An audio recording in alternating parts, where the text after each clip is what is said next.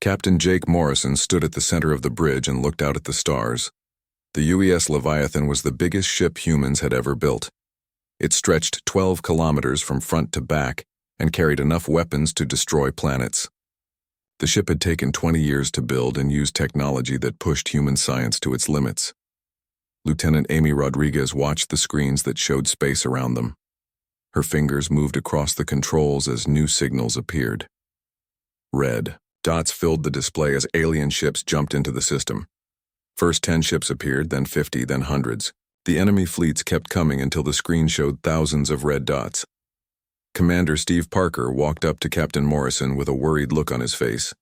The engineering reports showed all systems working, but the crew knew this might be their last day alive. The Leviathan was powerful, but it was just one ship against the biggest alien fleet ever seen. Dr. Lisa Bennett checked her instruments in the science lab. The temporal displacement core was her life's work. She had spent 15 years developing the technology that could bend time itself.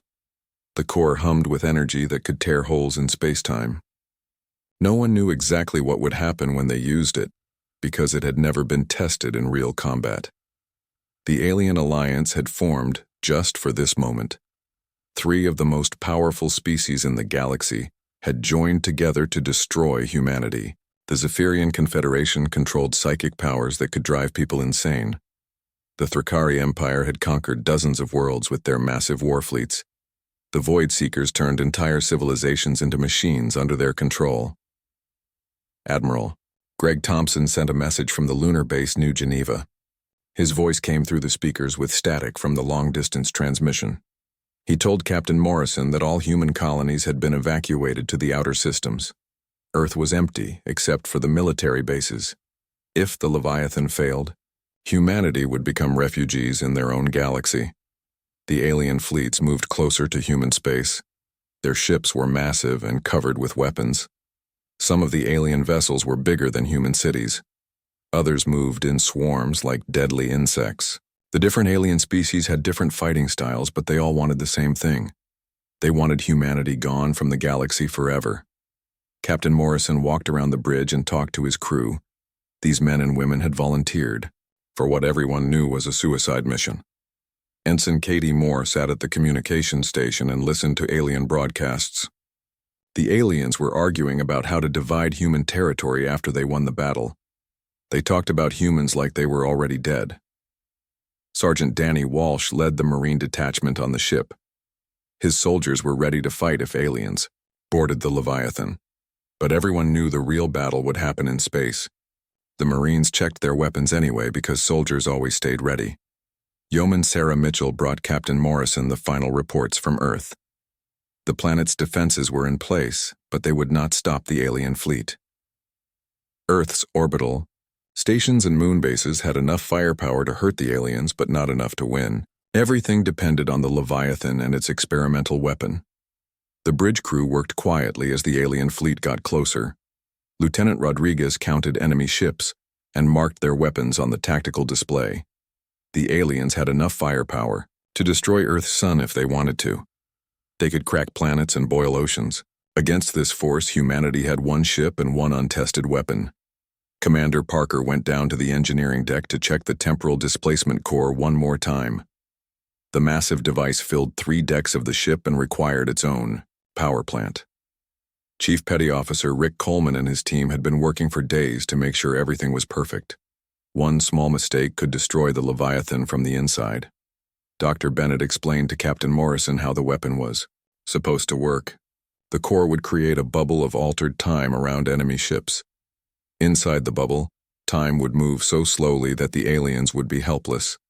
Their weapons would take hours to fire, and their ships would barely move. It was beautiful in theory, but no one knew if it would work in practice. The alien fleet commanders sent their demands to Earth. They wanted humanity to surrender without fighting. They promised to be merciful if humans gave up their weapons and accepted alien rule. The message was broadcast on all human frequencies so everyone could hear it. Admiral Thompson sent back humanity's answer. It was short and simple. Humans would never surrender. They would fight for their freedom even if it meant dying. The Admiral's words were broadcast to every human settlement in the galaxy. People listened and knew their military would fight. To the end, Captain Morrison gave orders to prepare for battle. The Leviathan's weapons powered up and its shields activated. The ship's AI calculated firing solutions for thousands of enemy targets. Every human weapon from the smallest laser to the biggest missile locked onto alien ships. The crew knew they were about to make history. Either they would save humanity or they would die trying. Lieutenant Rodriguez reported that the alien fleet was moving into attack formation. Commander Parker placed his hand on the weapon controls. Dr. Bennett watched, her instruments as the temporal displacement core built up energy. The moment was coming when everything would change. The aliens thought they were about to witness humanity's destruction. Instead, they were about to see something that would shock the entire galaxy. The Leviathan was more than just a warship. It was humanity's declaration that they belonged among the stars. Captain Morrison looked at his crew one last time before the battle began. These brave men and women represented the best of humanity. They were about to face impossible odds, but they would not give up. The finger was moving toward the trigger, and time itself was about to change forever. Fleet Commander Zarthak stood on the command deck of his flagship and smiled with sharp teeth. The massive alien was 3 meters tall and covered in natural armor that looked like black metal. His species had been warriors for 1,000,000 years. They had destroyed civilizations across the galaxy and taken their worlds as prizes. The Thrakari fleet moved in perfect formation. Their ships were built for war and nothing else. Each vessel carried enough weapons to level continents. Zarthak had commanded fleets in dozens of battles. He had watched entire species beg for mercy before he destroyed them. Humans would be no different from all the others. High Arbiter Vexana floated in her biosuit aboard the Zephyrian command ship. Her body was translucent like a jellyfish, and her thoughts could reach across star systems. The Zephyrian Confederation had ruled through mind control for thousands of years. They considered themselves the most intelligent species in the galaxy. Vexana had studied human minds through psychic contact. She found them simple and predictable. Humans felt emotions too strongly and let fear cloud their judgment. Their thoughts were easy to read and easier to control. When the battle ended, she would turn the surviving humans into slaves who would serve willingly. Void Master Kreloth processed battle data through his cybernetic systems. His body was more machine than flesh after centuries of technological enhancement. The Void Seekers had started as an organic species but chose to become artificial beings. They believed flesh was weak and only machines could achieve perfection. The Void Seeker Collective shared thoughts through quantum networks. Every ship in their fleet was connected to every other ship. They fought as one mind controlling thousands of bodies. Kreloth calculated that the battle would last exactly 47 minutes before human resistance collapsed. The 3 alien fleets had never worked together before. The Thrakari preferred direct combat while the Zephyrians used psychological warfare. The Void Seekers relied on overwhelming numbers and perfect coordination, but they all agreed that humanity needed to be stopped before humans became a real threat. Admiral Thompson watched the alien approach from his command center on the moon. The lunar base New Geneva was buried deep underground and protected by the strongest shields humans could build. But he knew the base would not survive if the Leviathan failed. The aliens had enough firepower to crack the moon in half. The Admiral had fought aliens for 30 years. He had seen human colonies burned and human fleets destroyed. Each defeat taught humanity new lessons about war in space. Now all those lessons would be tested in one final battle. Captain Morrison received the latest intelligence reports from Lieutenant Rodriguez. The alien fleet had over 3,000 ships of different sizes. The smallest alien fighters were still bigger than human destroyers. The largest alien dreadnoughts could destroy the Leviathan with a single shot if they hit the right spot. Dr. Bennett made final adjustments to the temporal displacement core. The weapon had been designed in secret using technology that barely worked. Human scientists had studied alien physics for decades to understand how time could be manipulated. The core was humanity's greatest scientific achievement, but it was also completely untested. Commander Parker ran system checks on all the ship's weapons. The Leviathan carried railguns that could punch through asteroid belts. Its missile tubes held warheads that could vaporize mountains. Energy cannons lined the hull like deadly spines, but all these weapons combined might not be enough against the alien fleet. Ensign Katie Moore intercepted alien communications as the three fleets coordinated their attack. The Thrakari wanted to charge straight at the Leviathan and destroy it, quickly. The Zephyrians preferred to use mind attacks to drive the human crew insane. The Void Seekers wanted to capture the ship intact so they could study human technology. The alien commanders argued about tactics, but they all agreed on the final goal. Humanity would be eliminated as a threat to galactic order. Humans had spread too far and developed too quickly. If they were allowed to continue growing, they might become powerful enough to challenge the established alien empires. Sergeant Danny Walsh prepared his Marines for boarding actions. The soldiers checked their weapons and armor one last time. They knew alien troops might try to take the ship by force. Walsh had fought aliens in ground combat and knew how dangerous they could be. His Marines were ready to die defending their ship and their species. Yeoman Sarah Mitchell distributed final letters from the crew to their families. Many of the men and women aboard the Leviathan had written goodbye messages. These letters would be transmitted to human colonies if the ship was destroyed. The crew wanted their loved ones to know they had died fighting for humanity's future. Chief Petty Officer Rick Coleman monitored the ship's power systems from the engineering deck. The temporal displacement core was drawing enormous amounts of energy. If something went wrong with the power flow, the explosion would be visible from Earth. Coleman had worked on starships for 20 years, but he had never seen anything like this weapon. The alien fleets moved closer to the Leviathan's position. Their ships spread out in attack formations that had been perfected through countless battles. Each alien species had its own way of fighting, but they all knew how to destroy enemies efficiently. Captain Morrison stood in the center of the bridge and watched the tactical display. Red dots representing alien ships filled the screen like a disease. His crew worked quietly at their stations. Everyone knew this moment would decide humanity's fate. They were about to fight the most important battle in human history.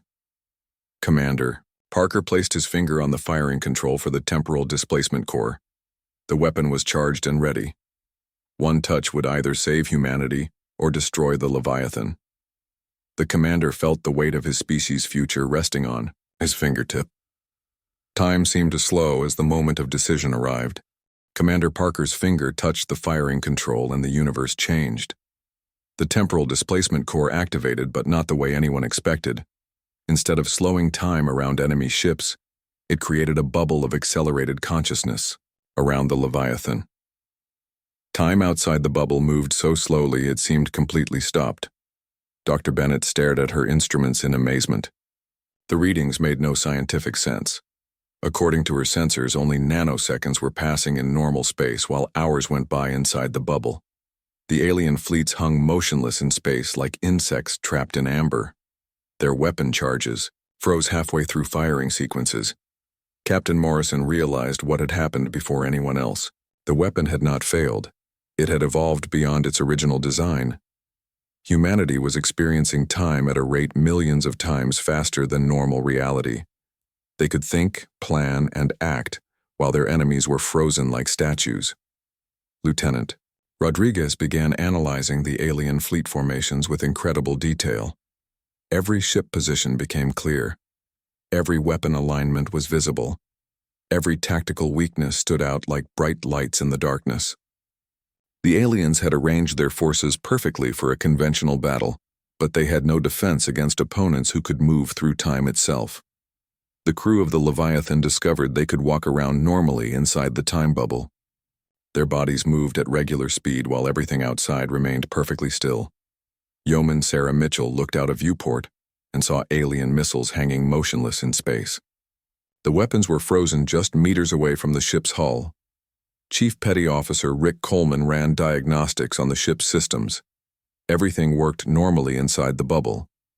The Leviathan's engines, weapons, and computers all functioned, as if nothing strange was happening. Only the view outside showed that reality had been fundamentally changed. Dr. Bennett worked frantically to understand the phenomenon. Her initial theory was wrong. But the results were beyond anything she had dreamed possible. The temporal displacement core had not bent time around objects. Instead, it had lifted human consciousness outside the normal flow of time. They were experiencing subjective hours while only nanoseconds passed in the real world. Commander Parker tested the ship's weapon systems. The railguns and missile tubes worked perfectly. Energy cannons charged and fired normally. But when the weapons tried to leave the time bubble, they slowed to a crawl. Any attack launched now would take forever to reach its target in normal time. Captain Morrison called his senior officers to the bridge for an emergency meeting. The situation was completely unprecedented. They had gone from facing certain death to having unlimited time to plan their next move. But they also needed to understand how long the effect would last and how to use it effectively. Ensign Katie Moore discovered she could still monitor alien communications. The signals came through so slowly they sounded like low groans. But computer enhancement could speed them up to normal rates. The aliens were still broadcasting to each other, unaware that their enemy had transcended normal time. Sergeant Danny Walsh led his Marines through the ship to check for any problems. The soldiers found that everything functioned normally within the time bubble. Food still tasted normal, water still flowed, and air still circulated. The Leviathan had become an island of accelerated time floating in a frozen universe. Dr. Bennett made a startling discovery about the crew's biology. Their bodies were not just functioning normally, they were adapting and improving. Reaction times were getting faster, thinking was becoming clearer, and physical coordination was improving. The time distortion was causing rapid human evolution. Admiral Thompson's last transmission was frozen halfway through reaching the ship. The Admiral's worried face was visible on the communication screen, his mouth open in the middle of speaking a word.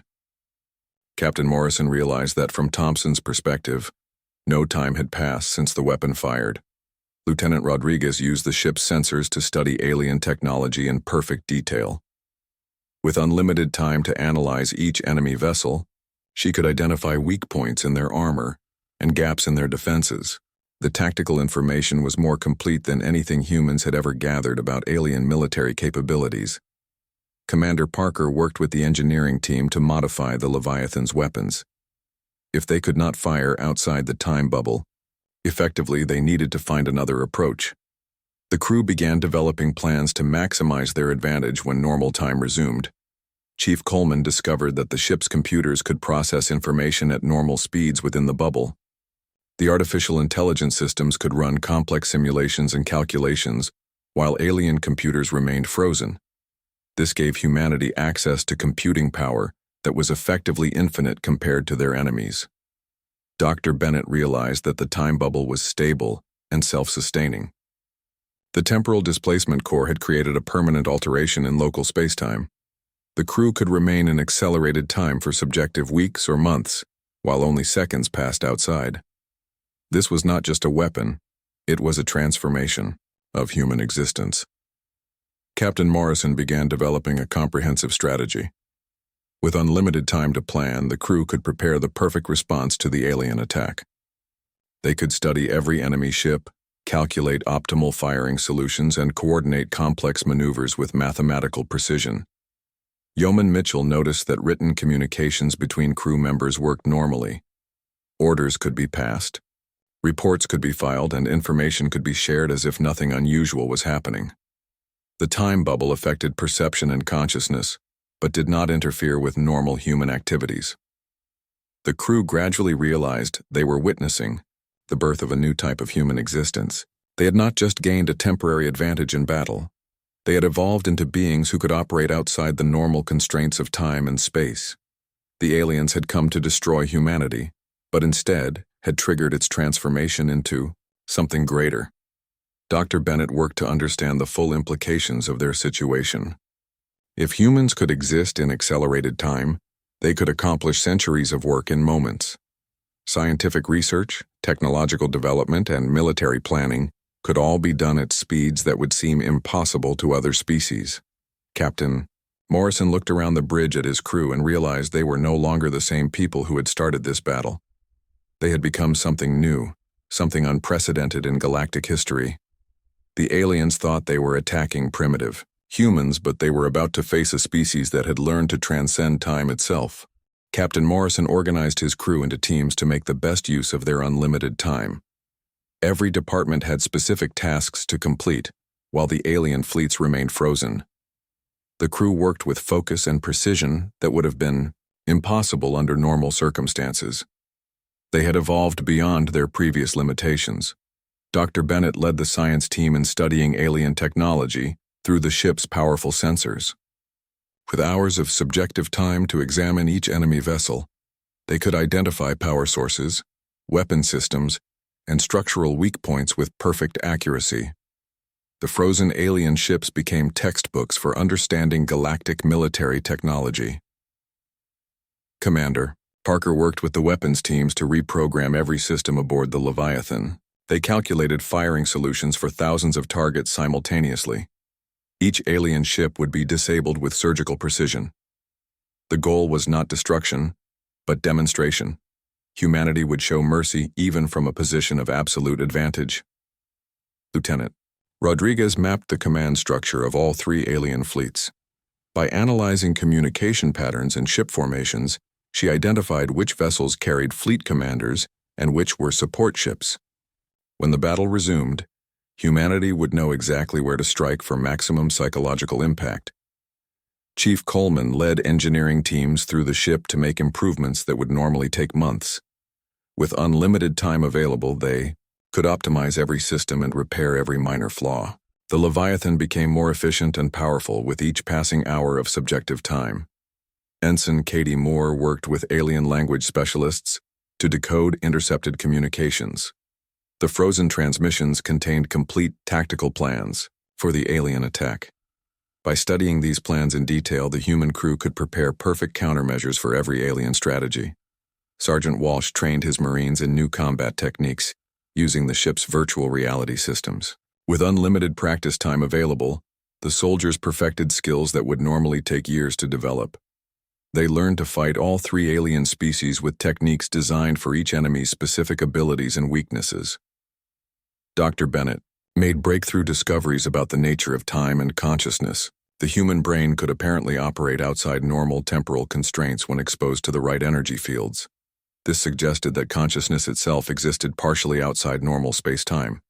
Humanity had unlocked abilities that had always been present, but dormant. Captain Morrison studied military history and strategy from every human culture. With subjective weeks available, he could absorb knowledge that would take a lifetime to acquire normally. He combined ancient Earth tactics with futuristic space warfare to develop strategies no alien commander could predict or counter. The crew discovered they could manufacture new equipment using the ship's automated systems. Chief Coleman supervised the production of specialized tools and weapons designed specifically for fighting each alien species. The Leviathan's workshops ran continuously, creating resources for the coming battle. Lieutenant Rodriguez used the ship's computers to run millions of battle simulations. Each simulation tested different approaches to defeating the alien fleet. By the time they finished, the crew had found the optimal solution for every possible scenario. They would be prepared for anything the aliens might do. Dr. Bennett worked to understand how the time effect might be used in the future.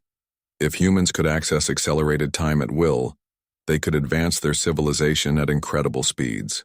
Scientific research, technological development, and cultural evolution could all proceed at rates that would seem magical to other species. Commander Parker coordinated with all department heads to create detailed battle plans.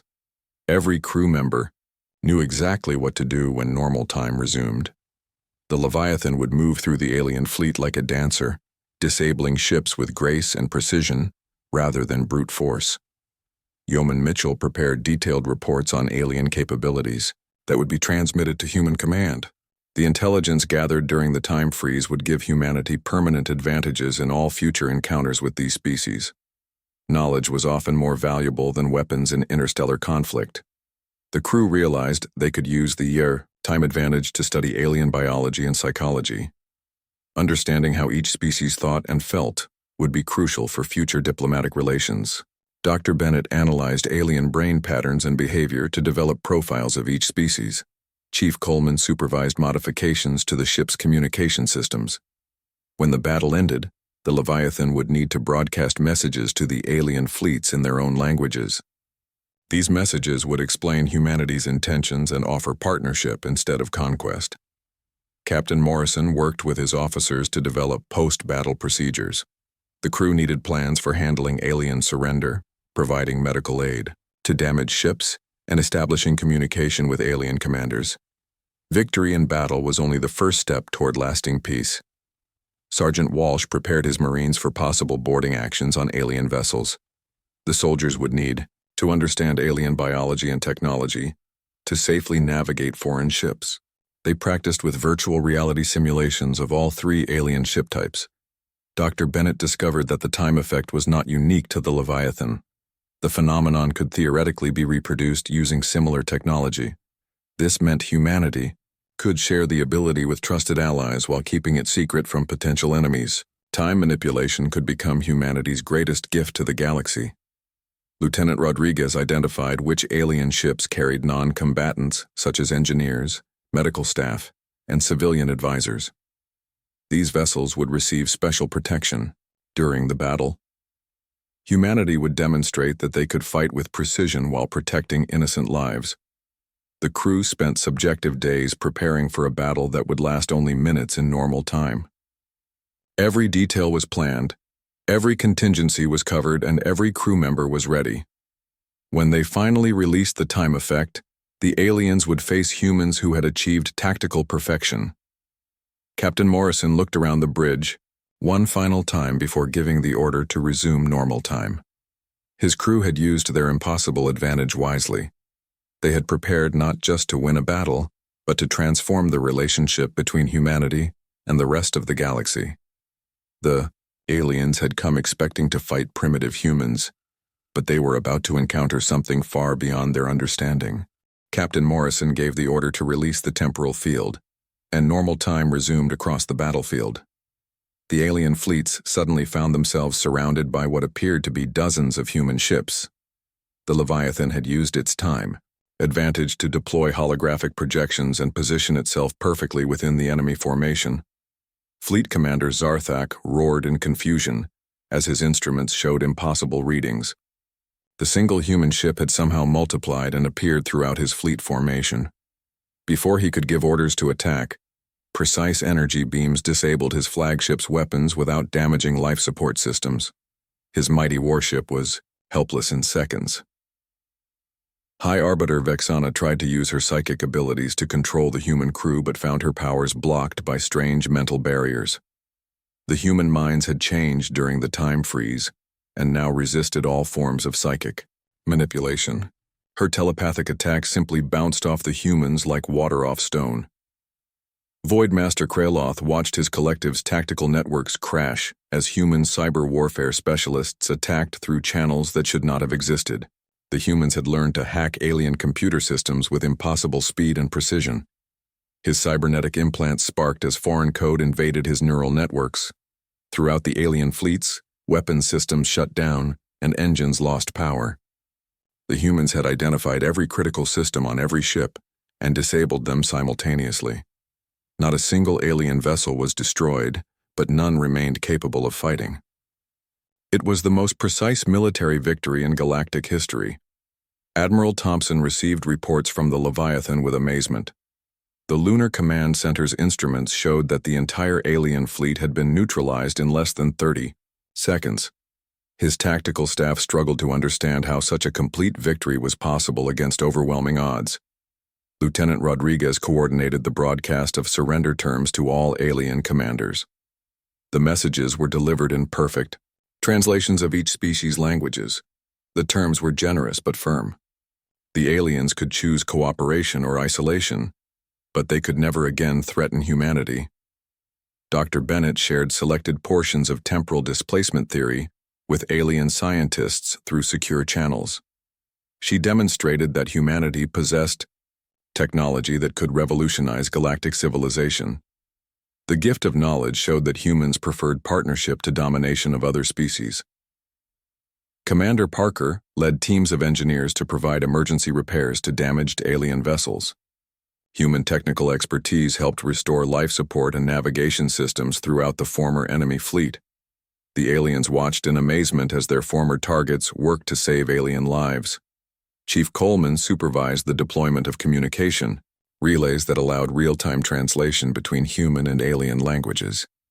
These devices would enable direct negotiations between species that had never been able to speak with each other effectively. Technology became the foundation for understanding. Ensign Katie Moore monitored alien communications as news of the ID battle spread across the galaxy. Other alien species heard about humanity's impossible victory and the generous terms offered to defeated enemies. Some species began sending diplomatic messages asking for contact with human representatives. Sergeant Walsh led joint training exercises between human Marines and alien soldiers.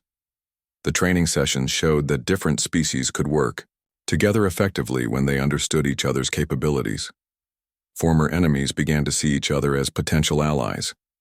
Dr. Bennett established research partnerships with alien scientists who were eager to study temporal displacement technology. The joint research teams made rapid progress in understanding how consciousness could transcend normal time limitations. Scientific cooperation replaced military competition. Fleet Commander Zarthak met with Captain Morrison aboard the Leviathan to negotiate the terms of Thrakari cooperation with humanity. The proud warrior admitted that humans had demonstrated abilities beyond anything his species had encountered. He offered his fleets as allies in joint operations against truly hostile forces.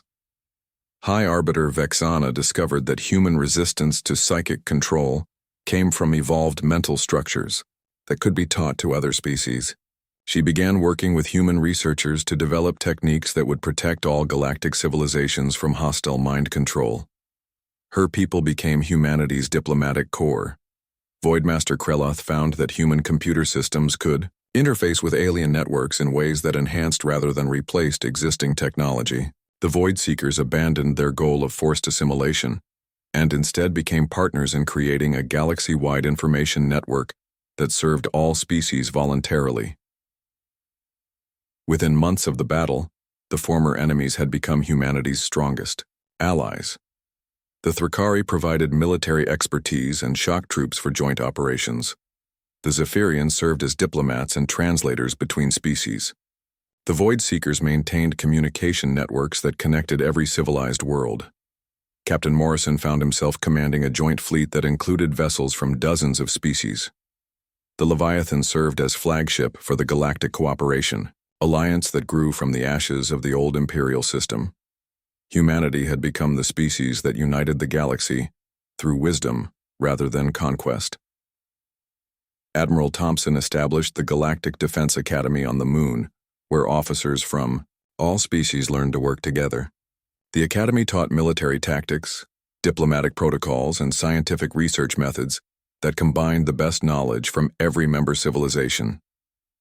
Dr. Bennett received the first Galactic Prize for Scientific Achievement for her work on temporal displacement technology. Her research opened new fields of study that promised to revolutionize everything from medicine to space travel. She had given the galaxy a new understanding of time and consciousness. The battle that was supposed to end human civilization instead began a new age of galactic cooperation. Species that had fought each other for millennia learned to work together toward common goals. The galaxy became safer, more prosperous, and more peaceful than ever before in recorded history. Commander Parker stood on the bridge of the Leviathan as it traveled between star systems on diplomatic missions. The ship that had been built for war now carried ambassadors and scientists instead of soldiers. Its weapons remained ready, but were used only to defend peaceful worlds from the few remaining hostile forces. Lieutenant Rodriguez managed the Tactical Coordination Center that monitored threats throughout the galaxy. The center received information from thousands of sources and could respond to emergencies within hours instead of years. No hostile force could surprise the Allied civilizations.